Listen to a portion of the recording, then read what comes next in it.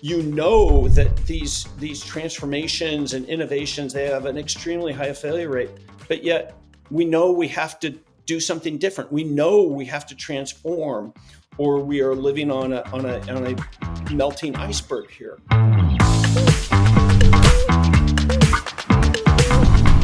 You kind of asked this question, this hypothetical or the why, or rhetorical question, really, like, why aren't we better at this? We've had 25 years of practice, but we haven't really, have we? Like, that was the starting gun for an era that everybody just settled into. And what you're identifying is that actually, maybe we're entering a new era of change, or maybe the idea that disruptive, pervasive digital change may be coming more frequently in more directions now. And so we need to practice a bit more. Is that a fair statement? Yeah. I mean, essentially, like, competitive advantage is short and getting shorter. Yes. We know that we need to be able to change and change, like, for our customers, for our operating model, for our cost model, like in every way we need to be able to change. But what we've proven is that very few companies are really systematic about how they do that. And so we modeled the book off of 4 big bet legends, 4 leaders that we either worked for or had pretty good lens into how they operate, that we think have a fundamentally different MO about how they approach their transformation versus their everyday operations. And so those 4 big bet legends are Jeff Bezos, who I worked for, Elon Yep. Musk, Satya Nadella of Microsoft, and John Ledger of T-Mobile. And the central premise of the book is that there's 3 critical habits that these big bet legends have relative to transformation, right? So everything is relative to kind of this concept of a major transformation. And those 3 critical habits that make them systematically successful at it is they create clarity, they maintain velocity, and they accelerate risk and value. And so the book is essentially a set of a playbook, a set of frameworks and actions to take to put those 3 critical habits in place so that you can both have high ambition, but approach them for what they are, which is fundamentally a bunch of risk that you need to test away early. And that's how we approach it. Do you have to take leaders, or even just, whoever readers or people that you're working with might be, do you have to take them through a journey of getting them into a mindset to even be able to accept that there needs to be a behavior change?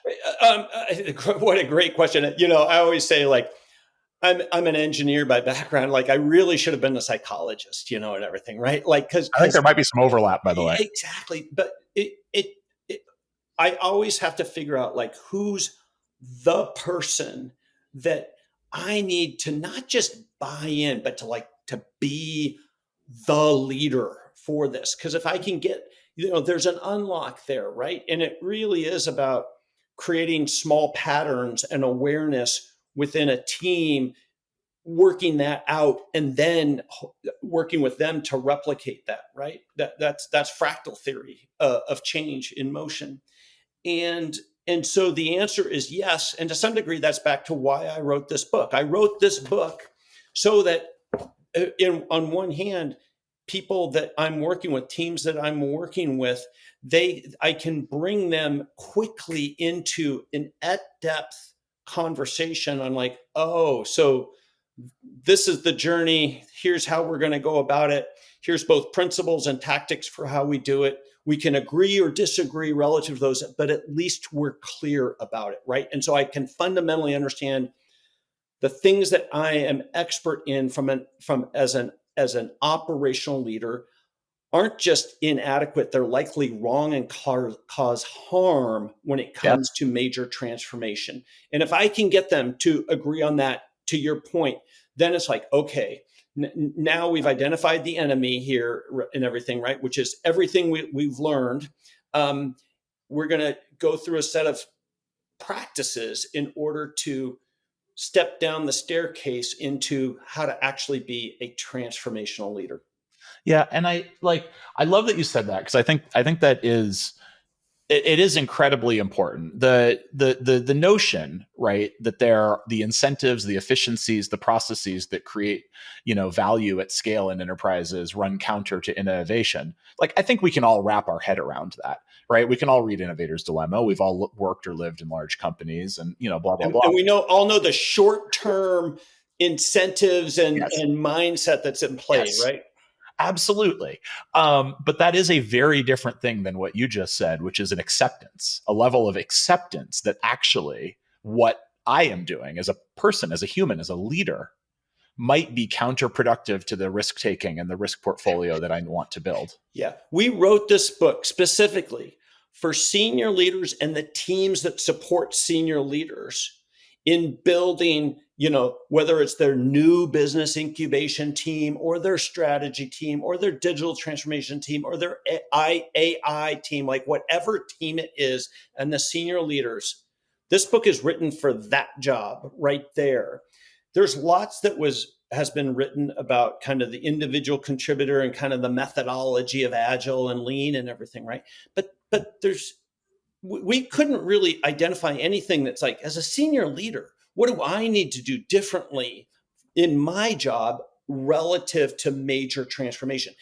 Not that And we it's nailed one of the hardest things to answer with precision because it's easy to hand wave, and say like, oh, like enable learning from failure, it. but like And that is exactly it. Like, and so not that we nailed it completely, but at least we give fundamentally identify the problem, have a stated principle, and then a set of tactics that put that principle into place. That's how we fundamentally approach the book for those senior leaders and the teams that support them on what they need to personally do different. Because as I mentioned, like, I'm an engineer, not a psychologist, but I need senior leaders to actually understand the power of their individual mindset, behaviors, and where they spend their time as it comes to why this happens. Because we all talk, I think we kind of glad hands like, oh yeah, leadership matters. And like, no, senior leadership matters the most, and everything, right? And they fundamentally do need to understand the situation. But it's we talk about wicked problems in the book. It's a wicked problem in that you know that these transformations and innovations, they have an extremely high failure rate, but yet we know we have to do something different. We know we have to transform, or we are living on a melting iceberg here. burning platform, whatever you want to say. I think one of the most interesting things that I have come to realize is how many very, very smart senior leaders take their organizations off the cliff with their eyes wide open. They know what's happening. Nobody's like, if you're a leader of an organization, you are not a stupid person. But No, I mean, to a great story. Um, Howard Schultz, kind of founder, longtime CEO, recently did an extended interview, and about kind of what happened at Starbucks and everything, and what he said was a clinical diagnosis for most enterprises. And what he said was that we stopped playing offense and we just went into risk mitigation mode, yep, and that's the worst thing that a company could do. And it got blended with hubris, right? We started to think we're better. classic. The innovator's dilemma won't happen to us. We know what we're doing, and everything, right? And it's as simple as that, which is they don't invest enough resources or their own personal time and attention to inventing the future, substantially new future, as they do running today's business. And that's a real simple choice that you need to make as a leader. And one of the things that I've gotten to see in firsthand from Bezos and in other senior leaders who are really good at this is their personal time and attention, and the way that they operate in inventing the future is significant, and it's different than how they approach operations. And that Yeah. gets back to the two playbooks you need. And most companies, most leaders don't really understand that second playbook, kind of that reinvention playbook. And there's so many such easy traps to fall into there in terms of the urgent versus the important, the It, it, responsibility to it, it, it, stakeholders. it, it tends to be death by a thousand cuts, and there's Yeah. always a post-mortem, and they try to boil it down to like one thing that went wrong, and it's typically, it's like, yes, that's true, but there's a bunch of other things that were also not in place to be supportive for this. And so it is a playbook. You can't have just one simplistic notion of like, well, okay, this is what I need to do. I need to have an agile methodology to be successful at this. Important, but not enough.